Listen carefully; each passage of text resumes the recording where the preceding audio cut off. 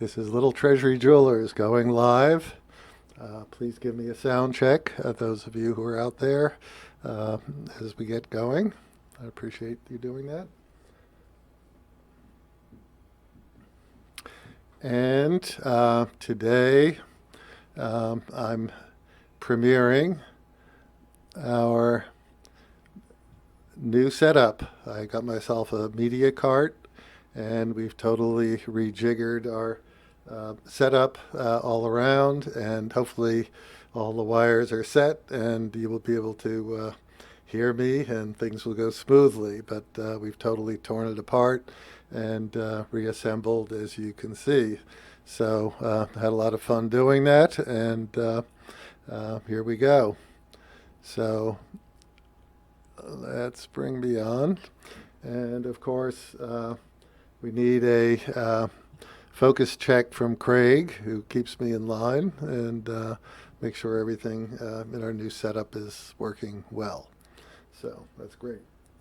So thanks, Vegas Milgaus. Sound seems to be good, and hopefully the picture as well. So today, I regret to inform you that no Brianna. So my new setup is going to have to suffice as the treat of the day. Brianna had to put off joining for a week or so. She had some other priorities, understandable, or maybe I scared her off in our little interview. Hopefully not. And so we'll just dig into it. So, so Booser, hi Steve. I have a Presage Power Reserve cocktail time with a scratched up crystal, the Seiko cell replacements.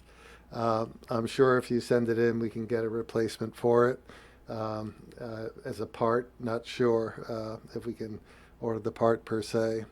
But why don't you reach out to me with the model you have, Steve at littletreasury.com, or give me a call at the store, and we'll help you get straight. Okay? So. Let's look at this specimen. Thanks a lot, Trice Force Rich. Okay, so let's not scare anybody away with that alpha male talk. So today, let's talk about some more Seiko pieces. And we have on deck today Seiko Astron, and by Astron I'm talking about the new series, which are called the 5X series, which have just been released in the last month or so. So very recent addition to the collection. And I have a piece up here. It is the SSH021. It has a black dial. There are 4 watches in this series, so very limited collection. And for Astron, that's all that we have. I understand that this series has been released to just a few stores throughout the country, and we were selected as one of them. And if you're familiar with the prior Astron incarnation, they were much larger. This piece is 41.4 millimeters in diameter, 13.3 millimeters thick, and pretty nice steel. And the watch is designed to, or the series essentially commemorates the original Astron, which was the first quartz watch, which Seiko developed and issued in 1969. And it was done in gold at that time. And this is actually a shot that I took in the Seiko Waco department store executive conference room, where they have all of the original pieces laid out. This is back in 2017 when we toured with the first group of retailers from the U.S. Invited to tour. And here's another piece, another picture of it. That watch is interesting from at least a couple of aspects besides being the first.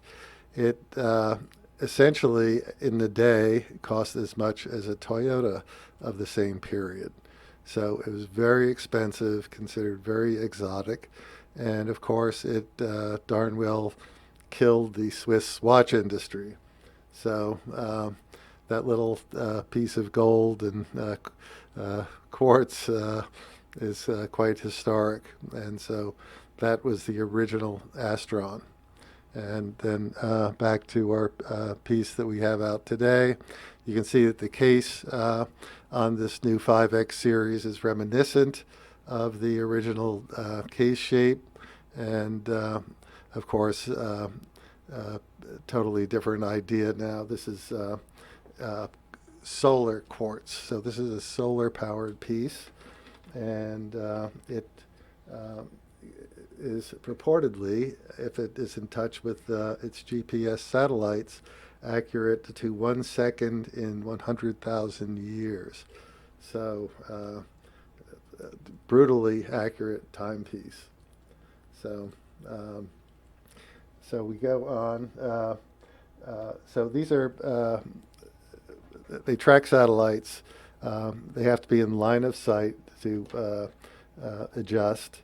And so you go outside, and the little counters indicate how many satellites it has connected with. And as you go into a new time zone, and I think there's 36 time zones in this watch, it will capture the time zone, or at a predetermined time when it automatically searches, which is 2 times a day. And you can force it to capture the signal as well. So pretty neat. And it displays the day of the week, as you can see. And at the bottom, at the 6 o'clock position, is a second time zone indicator. And so essentially it is dual time as well as world time. With all of the, in terms of the world time, the Greenwich Mean Time, different plus and minus GMT indicators around the chapter ring there. So I can show you how the second time zone gets reversed. You press both these buttons, and hopefully it's going to go ahead and do that for me.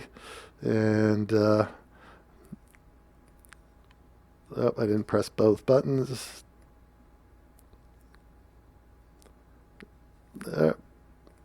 So demonstrations. Well, I didn't get that right, so we'll have a pass on that. I just read the instruction on the thing and didn't have much time to practice, but it did work when I was practicing. So we'll move on from that. So in addition to the black dial version, there is a blue dial, pretty much the same watch, very pretty blue. And we have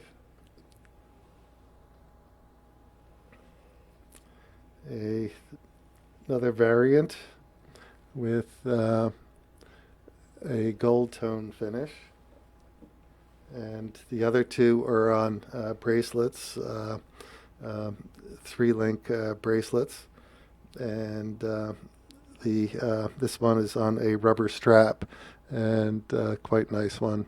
And before I get postings on scratches, that's plastic covering over that center piece there. Nothing's the matter with it. So very beautiful piece. And deployant clasp. This one's sized up a little tight so it didn't fit around the holder, but they all come with a deployant single fold. So okay, and then finally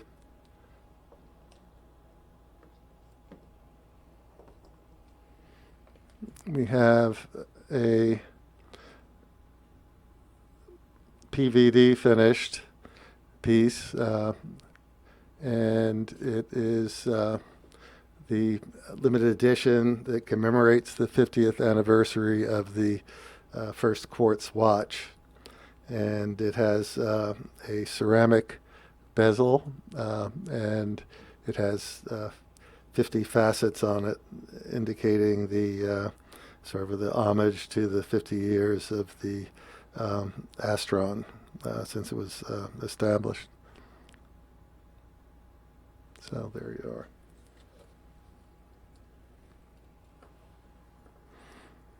And very nice bracelet. As you can see, again, 3-link. And I've got the little covering on here on the signed bracelet.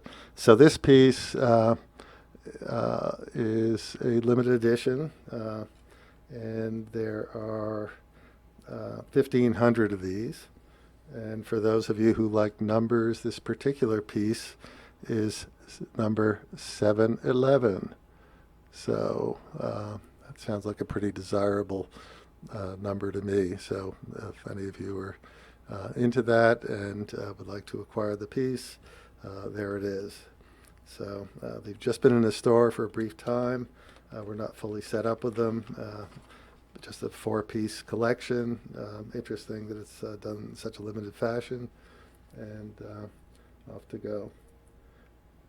Okay, so we have a question from Boozer. Do I agree, Steve, with CraigShipp that Grand Seiko is a better buy than Tudor? Well,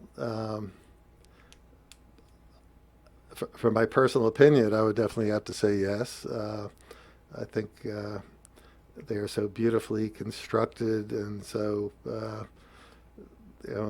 almost the pinnacle of watch manufacturing, certainly in anywhere near that price range, that if you like the design, which admittedly are more formal, less generally sporty than Tudor for most of the pieces, I would say yes.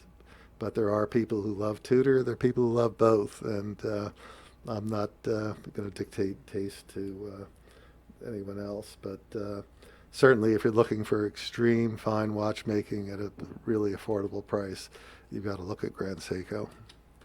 So, and I'm a true American, fought the Japanese in World War II. Thanks, Captain America. That's wonderful. So, almost old enough to have fought in that war. So, but not really. So, okay, that's the Astron talk right now. So I have a couple of other pieces I want to lay out, and we can do that.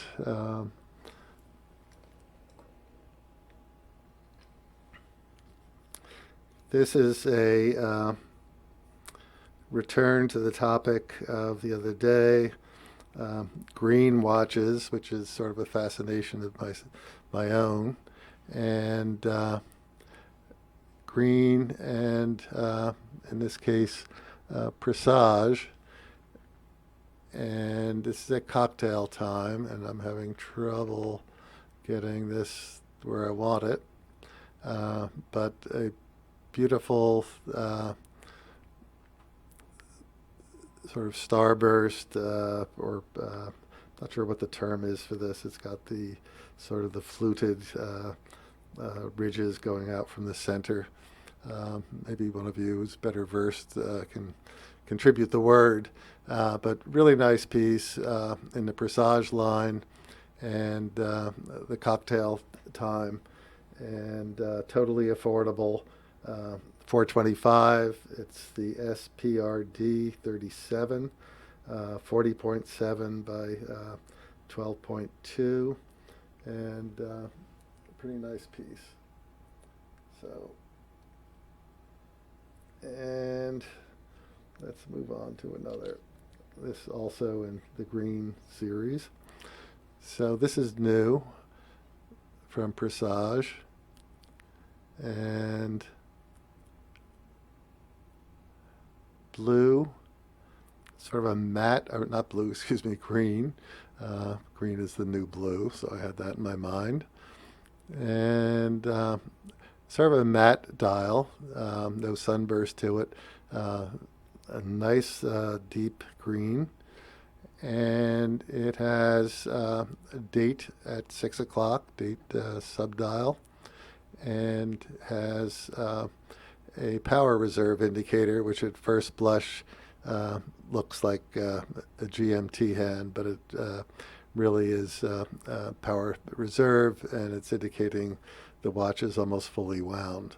So for those of you that didn't care for the spring drive indicator, this probably isn't your watch, but a nice piece at $695, and it's a heftier piece. It's 42 millimeters by 14.4.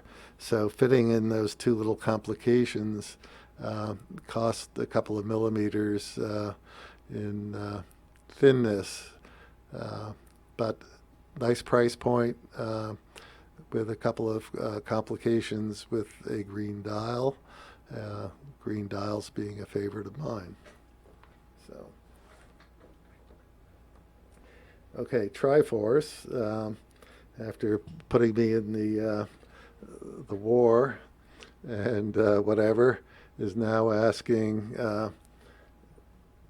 have I ever tried to become a Tudor Rolex AD?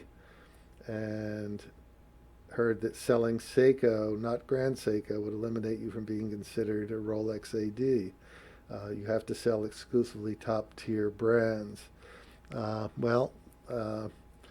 We've had discussions with Tudor, and when having brought in a couple of major brands in the past year, we sort of have slowed that discussion down. So nothing has transpired. Rolex, not having that discussion, and it probably does not work with the particular mix that we have espoused since the beginning, and a pretty strong mix of boutique brands and working with all the way back to micro brand startups. So we're very eclectic. We like to participate in all ends of the market. Our collector friends seem to enjoy that, and it's something that I think will persist. A lot of the stores that carry almost exclusively high-end, you're going to find them every 40, 50 miles through most of the country. The stores like us, there are really not too many, and so we like to maintain that profile. So that's my political answer to that. So a diplomatic answer. So yes, Boozer mentioned that we sell pre-owned Rolex. So we sell a variety of pre-owned watches. We don't specialize in any particular brand. It's pretty much as what comes in and trade in toward our Grand Seikos, our Omegas, our Oris, whatever. So that's the story there. And our Wags is aboard, and he's in cold, rainy, Golden, Colorado, 47 degrees. Well, I'm sorry to hear that. We're doing a little better. I haven't been outside all day, but I guarantee you it's nice weather from what the folks coming in the door have been saying. So, and okay, what else? Okay, so some Chi-Town, California, has been to an AD in Chicago that sold Audemars Piguet, Grand Seiko, and Tudor. That's a good mix. I would be surprised if that's all they sold. And maybe you can amplify that a little bit and let me know. So, cold, rainy, Golden, Colorado. That's sad to hear, Wags. Are you coming to our event on the 18th and 19th? We'd sure love to see you again. You were a great addition to our Grand Seiko event in May. And reminder to folks who are coming from out of town, we do have some rooms reserved at a good discounted price, and that expires, that offer, October 4th. So if you're considering coming, reach out to us and we will give you the key to unlock the good price. And try to get another watch in focus here.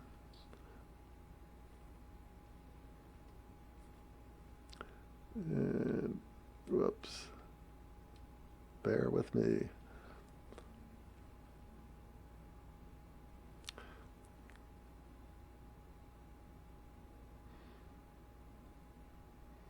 Okay. So, all right, more comments. Carlos, hi Carlos, just came from a Rolex AD. They had in the case Explorer 2, uh, Explorer 39, Milgauss Blue, all Yacht Masters except for the new white gold. Um, and everybody has to travel to Panama for that, I assume. Is that where you were? So, and our WAGs does recommend attending one of our events. Um, Spectacular, and yes, there is a red carpet. And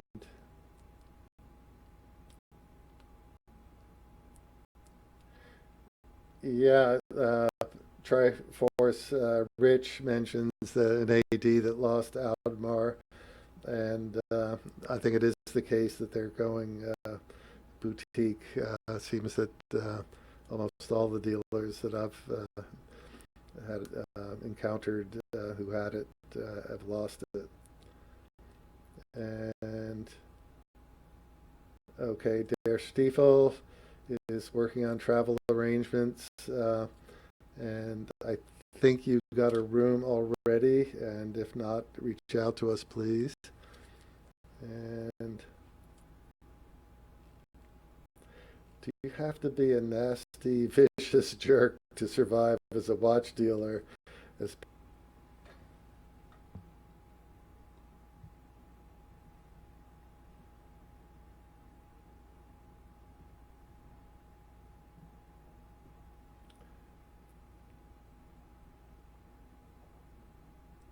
Okay, I don't know if we're back or not. Looks like we might be. And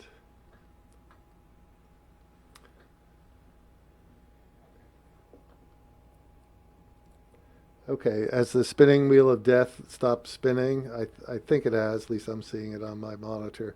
Um, I think the conversation got a little bit too heavy for my little device that pumps things out to the internet. What do you think?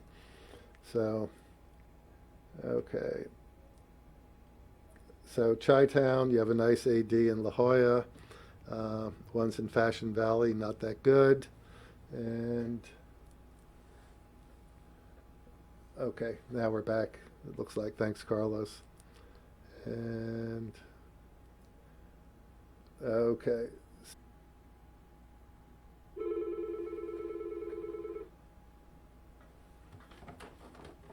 Hello, Craig. I'm back on. It looks like I'm back on. I know. Yeah, I'm back on. Let me get back on. Okay? Yeah. Okay, I think I'm back live. I hope I'm back live.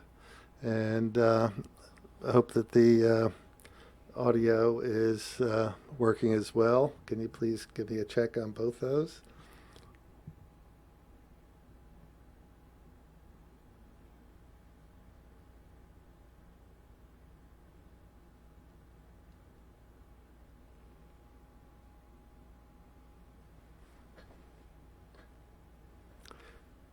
Okay. Well, I'm going to try to continue here. And let me just throw up another watch and see if we can make some progress with that.